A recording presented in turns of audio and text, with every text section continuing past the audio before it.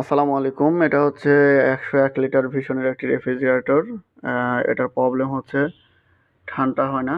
তো ঠান্ডা কি কারণে হয় না সেটা দেখার জন্য আমরা এখন চেক করতেছি। তো এখানে যে চেম্বারটা ছিল ওপেন চেম্বার, এটা আমরা এখন খুলে নিচ্ছি। তো এই চেম্বারটা আপনাদের দেখানোর চেষ্টা করব।